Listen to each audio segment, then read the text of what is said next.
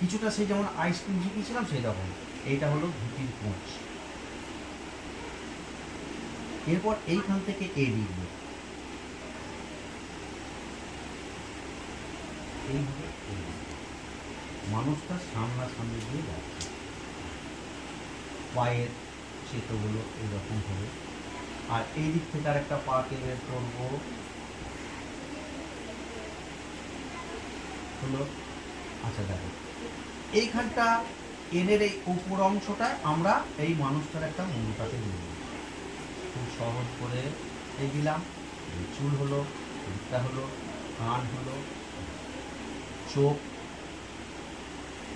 নাক, মুখ দিলাম, চোখগুলো দিলাম, মানে খুবই সহজ করে গলাটা যোগ করে দিলাম, জামাটা এইভাবে দিয়ে দিলাম। এরপর যদি এর মাথায় একটা আমরা বোঝা দিই কিছু, এইভাবে বোঝাটা দিলাম না, এই মাথায় করে নিয়ে যাচ্ছে। বাক্স প্যাটটাও হতে পারে, এই হাতটাকে যোগ করলাম, এইভাবে যোগ করে দিলাম। আর এই দিক থেকেও তখন হাতটা এইভাবে হবে, এইভাবে হবে। কিন্তু খেয়াল রাখতে হবে আমার হাতের মাপটা যেন বড় হয়ে না হলো।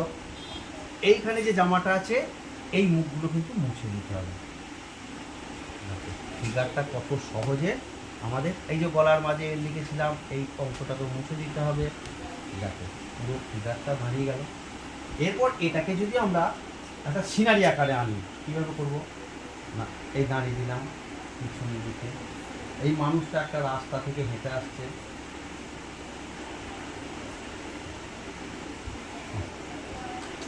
এদিক থেকে রাস্তা থেকে হেঁটে আসছে, এইদিকে রাস্তাটা এইদিকে দুদিক দিয়ে হতে পারে।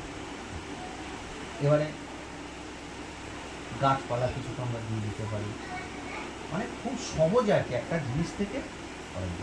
এইখানে ফাঁকা একটা বড় জায়গা আছে, এখানে আমরা একটা গাছ দিতে পারি, এইভাবে একটা গাছ দিতে পারি, গাছে এইভাবে ডালপালা দিয়ে আমরা গাছ দিয়ে দিতে পারি। পাতাগুলো যেহেতু বড় গাছ, পাতাগুলো পড়ে যাবে। এই দিকটা তখন আমরা একটা বন জঙ্গল দিয়ে দিতে পারি।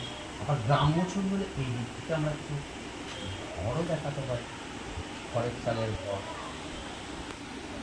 আমরা আগে করেছি, আমাদেরকে বারবার দেখিয়েছি। এগুলো বন জঙ্গল হতে পারে, সামনের দিকে বেড়া হতে পারে, হ্যাঁ। আবার কলা গাছের ছবিও হতে পারে, যে হ্যাঁ অনেক সময় গ্রামের দিকে দেখা যায় বাড়ির পিছনের দিকে কলা গাছ। এই হলো এটা হলো, এটা হলো এই জায়গাটা ফাঁকা আছে, এখানে আমরা একটা পুকুরের দৃশ্যও রাখতে পারি, ছোটোখাটো একটা পুকুরের দৃশ্য, পদ্মপাতা হতে পারে, মানে খুব সহজ করে বিষয়টাকে আর কি দেখা যেতে পারে। গাছটা যেহেতু সামনে থেকে দেখবো, আমাকে এই লাইনটাকে আউট করে দিতে হবে। এই হলো ছবি দাঁড়িয়ে গেল, আজকে তুমি এটা দেখলে, ঠিক আছে। আবার